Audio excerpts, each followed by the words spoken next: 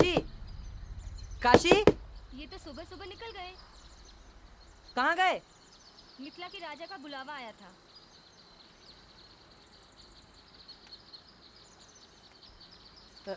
भौजी, प्यास लगी है, बुझाओगी?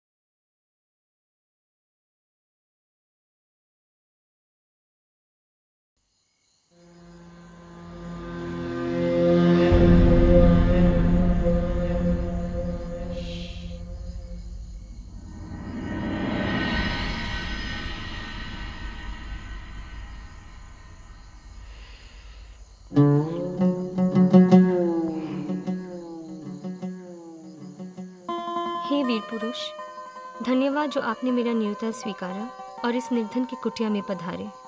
आपका ये उपकार मैं और मेरे पति कभी नहीं भूलेंगे। तुम्हारे पति? मैं जानती हूँ कि आप सोच रहे हैं कि मैं कुलटा हूँ, चरित्र की गिरी हुई हूँ, पर मैं जो कुछ भी कर रही हूँ अपने पति के लिए कर रही हूँ। पति के लिए? उन्हें मिथिला नगरी जाना था। मैं पंडित जी के पास शुभ मुहूर्त निकलवाने पहुंची। वो मेरी ओर अचरज से देखने लगे और कहने लगे, किस बात का शुभ मुहूर्त? तुम तो अधिक से अधिक 1 मास में विधवा हो जाओगी। मेरे पैरों तले से धरती खिसक गई। मैं पंडित जी के पैरों में मूर्छित होकर गिर पड़ी। जब चेत आया तो पंडित जी ने सहानुभूति दिखाई। बोले, मृत्यु अटल है। मैंने पूछा, फिर सावित्री ने सत्यवान को कैसे बचा लिया? उत्तर दीजिए। आपको कोई ना कोई उपाय बताना ही होगा।